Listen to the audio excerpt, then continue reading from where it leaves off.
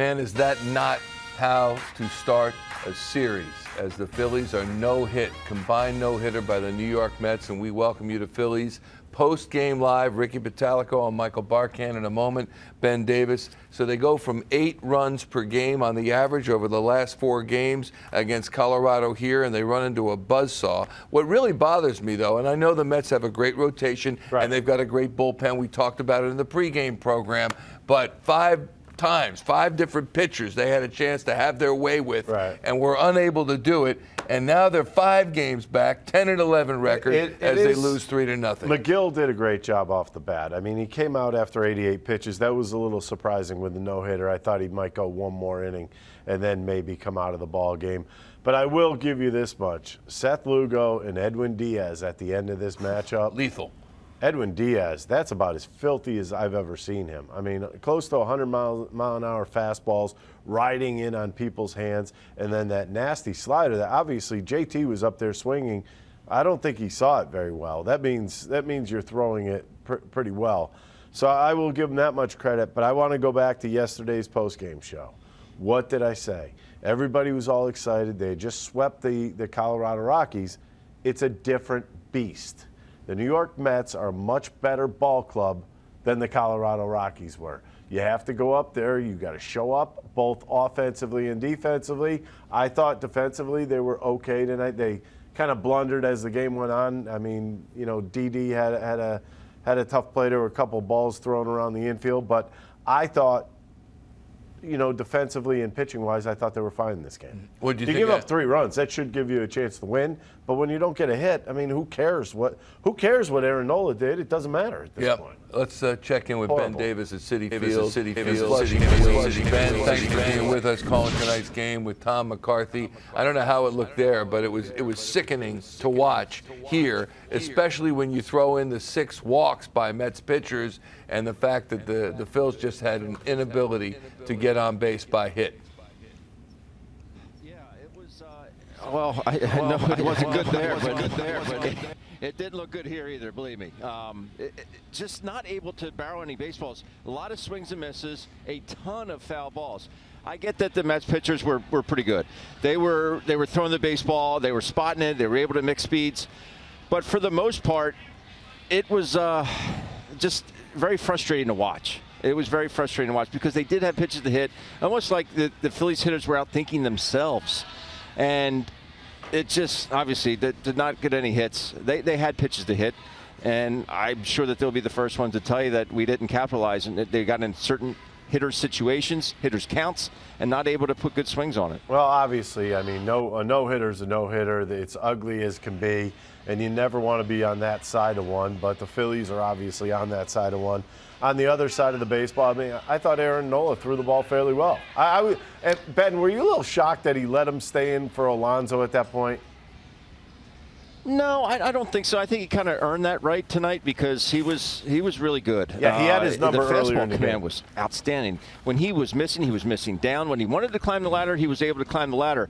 But his curveball was exceptional tonight. Not as many change-ups, but the fastball curveball command tonight was as good as I've seen it, but I was just real happy with his down and away to righties. I think if that can be his bread and butter, down and away to righties. He was getting good extension on those pitches, and he was able to get good finish on, good late life, throwing it through JT's mitt. That's what I really liked. He did keep some righties honest with some sinkers inside. The curveball was very good, able to throw it behind in counts. I really liked what I saw out of him.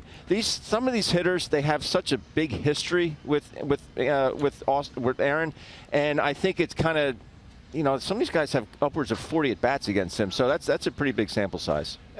First of all, Ben, have you ever been a part of a no-hitter on the offensive side? I'm sorry, Rick, I couldn't. On the offensive side, on the hitting side, have you ever been part of a no-hitter? Yes, actually twice in the same year. We got A.J. Burnett no-hit us, and then a guy by the name of Bud Smith with the Cardinals, a lefty no-hit us in the same year. So that was not fun. It's just you start just kind of everyone starts squeezing the bat a little tighter, and I think that's what the Phillies did tonight. The ninth inning, that's a wash. That was unhittable stuff out of Diaz tonight, and I'm not making excuses for the hitters. They had the Phillies, best 3 hitters in the lineup, and he went through them like a buzzsaw. That stuff I saw out of Diaz tonight was as good as I've seen out of any closer. What do you think they're thinking or saying in the clubhouse right now, in that Phillies clubhouse, offensively? Well, they're having lost 3 out of 4 right now. I think they're kind of say, hey, we gotta come with a different mindset tomorrow. We got to come and do what we can do to somehow eke out a victory. They need to win tomorrow night, and we'll see how it goes. They got Kyle Gibson going, and he's been throwing the heck out of the baseball, so hopefully he can keep the ball down, keep the ball in the ballpark. But I think that, listen, it's just they did get no hit, but it is a loss, and they got to get them tomorrow. There's an awful lot of games left, and I know it's very cliche of me to say, but that's the way you have to approach it. It's April 29th. And in your experience, having been no-hit twice in your career, is that what happens? I mean, do you just shake it off as a team that easily? Yeah, there's literally nothing that the Phillies can do about it now. There's nothing.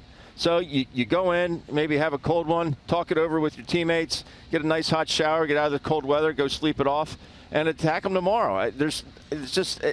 It's easier said than done, but you cannot dwell in the past, especially in this game. Not just this game, but this game in general. It'll bite you, and you got to go out there and just say, "Hey, guys, you know what? It happened. It's in the rear view. We'll get them tomorrow."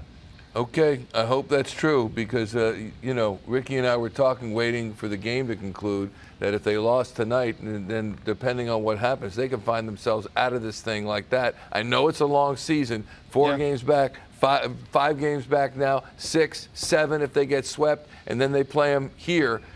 End of next week? 4 games. 4 games here, and then at the end of May. Then they don't play them till August. For goodness' I know sake. it's a weird schedule. I never liked that as a player when you face the same team over and over and over, especially being a catcher, because it's like, okay, I got Pete Alonso out this way last time. We went with this sequence. Is he thinking along with me, or do we stick with that same game plan until he makes the adjustments? So it's kind of like a cat and mouse game. You face these guys so many times, it's almost like, okay, do we still stay with the same thing, or what do we do? It's an awful lot of games against the same opponent in a very small amount of time. All right, Benny, thanks so much. We'll check you tomorrow from Citi Field. Have been no-hit combined, 5 pitchers. There are the numbers you can see right there. Obviously, they had some opportunities. They had men on base. 6 guys got on base. Phillies did nothing with it. They had guys get to second base. They were 0 for 2 with runners in scoring position. And the crazy thing about this game is that even though you were getting no hit, maybe that one, I said in the 7th inning, I said maybe that one hit could open up some floodgates. And think about this for a second. You get a walk, a hit, and a home run, you're tied up in this game. Yeah. And that's not something that doesn't happen in baseball all the time. It does. So, you just keep pushing till the end. But I will say, Edwin Diaz was absolutely filthy at the end of this game. That was probably the best I've ever seen him, at least in one outing. And he has struggled against the Phillies. Yeah, when you're watching JT, you said he might not have been able to see it. He's not even seeing the ball. Because one of the pitches looked so far, he swung at it, and you said that. Well, some guys, I used to throw a slider that did not have a dot. So guys would think it was a that was my whole point. That's why I wanted to throw it without the dot, because when you see the dot, you know it's going to slide away from you. Some guys could throw it and it doesn't have a dot on it. It looks like it's rotation of a fastball, and then all of a sudden it darts off on you, and you're done. And that's what I felt like JT was seeing, was a ball that looked like it was sitting on the outside corner of the plate, and then, boom, it disappeared on him. All right, let's check in with Joe Girardi post-game in the clubhouse. 159 pitches. Worked a lot of deep counts. Did you like what you saw from a lot of your at-bats tonight? Yeah, I mean, they talked about starter tonight. His ball just kind of had like a hop to it, right? His fastball. And we hit a couple balls hard, but that was about it. Schwarb walked 3 times. He threw about 45 pitches in the first 2 innings. It looked like maybe we could get him on the ropes, and we just never did. And then, after the 2 hard-hit balls, we didn't do much after that. The Segura ball you're talking about, right in the 3rd? In the Bohm. The Bohm and to end the 2nd. Yeah. Yeah, those are the best 2 shots. Yeah. What were their relievers doing that was particularly? I think they were just locating well. I mean, nothing that our guys haven't seen. I think they got us to expand a little bit. up and down a little bit. But nothing that we haven't seen before and know what to expect. With the 6 walks, is it disappointing, that, especially after the Colorado series where you guys manufactured a little bit? Yeah, that we weren't able to take advantage of it, yeah. But it was just one of those nights. They threw well and we didn't swing the bats well. How, I mean, in the big picture, how deflating is it on a ball club to get no hit? Well, the great thing is it only counts as 1 loss. Right? It's a big deal, and I've been involved with them, I think always on the other side, though. Right? I don't know if I've ever managed a game where we've been no hit.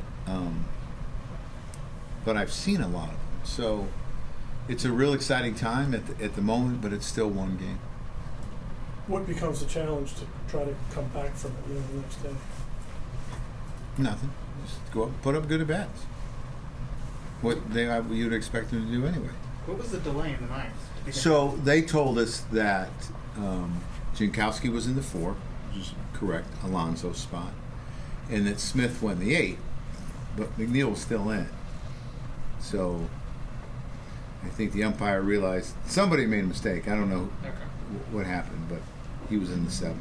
And at what point did you look up and realize, because when you get to those combined ones, you're not necessarily thinking about a no-hitter. Oh, I knew in the 5th, 6th that we hadn't had a hit. There's no hangover. I mean, like you said, it's 1 loss. No hangover, no lingering. No. No. Tomorrow's a new day.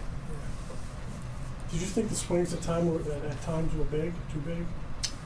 I think we chased a little bit more. But that's all part of deception, and, we could be better at that. What did you think of Nola tonight? It's pretty darn good.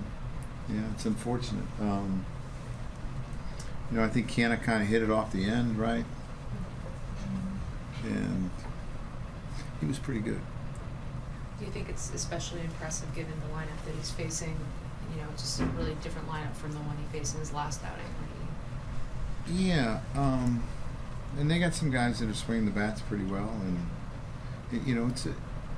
it's an offense that has switch hitters and a few left-handed hitters, and it's a challenging offense to face. But I thought he threw the ball really well. You'd be on the field tomorrow. Mm-hmm. 4 out of 5 isn't bad. Joe Girardi, tomorrow's a new day, and I expect them to do the same things they've been doing prior to tonight's game. That's all well and good to say. I think the thing that really gets me the most about tonight, and other teams have been combined no-hit, I understand that, but it's one thing when you've got Tyler McGill doing it to you, then he goes out of the game, you figure you got another shot with this pitcher, you got another shot with that pitcher, and we are talking about a Phillies lineup that has been hot lately. Sometimes that's tougher because you're getting a different look every inning. It's not like you're getting a guy and timing his pitches and getting good looks at him. All of a sudden, next guy's in and it's a completely different look. And you look at those last 2 innings. I mean, Seth Lugo could bring it, and Diaz came in throwing close to 100 miles an hour with a filthy slider tonight. So you wiped those 2 innings right off. Right. And so you had a couple 2 pitchers. So you had a couple middle innings that I think Rodriguez is the one you probably could have done something with, and you didn't. He didn't make too many mistakes out over the plate, though. When things go well offensively, that usually means the pitchers are making mistakes. Mets didn't make that many mistakes. The mistakes they made were walking people and their pitch count. 159 pitches, and you threw a no-hitter that took 3.5 hours. That doesn't happen in baseball. 20th time the Phillies were no-hit. 17th combined no-hitter in baseball history. And look at the zeros on that box score. Schwarber gets on via walk. 3 times. Mm-hmm. Yeah. They did not. I found it very interesting early on in this ballgame to Kyle Schwarber. They did not want to give in to him. They were thinking, okay, we go with a fastball to him, he's gonna plaster 1 or 2. We are going to make him chase, and he didn't chase tonight. Very patient at the plate, ended up with 3 walks. Bryce Harper in the Citi Field clubhouse on this loss tonight. What's kind of good for him? I think he's really good. I think he's got some really good stuff out there. I think he's got really good length on his heater. You feel like you're on it, and then you're not. So. I think he does a great job of pitching. I think he goes out there and pitches to his strengths, and That heater up, that slider, that changeup he throws. But I thought all around, that they threw the ball well tonight, and I think that's sometimes when that happens is guys just throw the ball well and things go right, and no hits. Is it frustrating to eat 6 base runners on walks and not be able to really get something cooking there? Yeah, whenever you get guys on base, you got to cash in as much as possible and have good at bats. And I thought we put some good at bats, on some guys, and got deep into counts against some guys as well. And like I said, sometimes that's going to happen, and that's part of the game. But that's no excuse to not get guys in or get on base. Is it frustrating too, just coming off of that sweep of Colorado? You guys built all this from momentum. To have this kind of game. Yeah, you come in here trying to win ball games. It's a good Mets team over there, and I don't think they're going anywhere anytime quick. So we got to figure it out. We got to go out there and play our best baseball. We got 2 more games here. We just got to go out there and grind the best we can against a good team over there. Joe said he might have noticed a little more from the lineup as a whole, some chase. And that may have been happening a little bit this year. Did you think that you guys might have expanded? I don't know, the pressure builds when you see no hits up there and you kind of get a little antsy, or no? Yeah, I still think later in the game we still had pretty good at bats. I can't think of that guy's name that came in after McGill. Smith. Yeah, I thought we put some pretty good at bats on him. Saw a lot of pitches against him, and just didn't get it done. So sometimes that's going to happen. Sometimes your lineup just doesn't show up, and we didn't show up today. And that can't happen, of course. So we need to go out there and do our job tomorrow and Sunday as well. Bottom line by Bryce Harper, standing out there as usual, win or lose. Here's my question to you, my friend, Tyler McGill. At what point is it in the heads of all the Phillies players, 10 1/3 innings, 3 hits, only 3 walks, 10 strikeouts in the 2 starts against Philadelphia this season? Well, he's not Cy Young. So looks like it to me. Sooner or later, the Phillies will figure him out. He's got the thing that really kind of jumped at me. He was talking about McGill's fastball that had length on it, which means that thing's popping at home plate. It's not, a lot of guys will throw, 95, 96 miles an hour, and it's dead at home plate. This is something that's jumping on hitters, and they're having a little bit of a problem with it, is what that's telling me. And at that point, you got to get the bat started early. That's why he said, and he also has a really good slider. Yeah. So they'll figure it out. Sometimes you just got to hope that the guy's got a little flat fastball at times. I will say this much. He said Drew Smith, we had good at-bats on him. Why?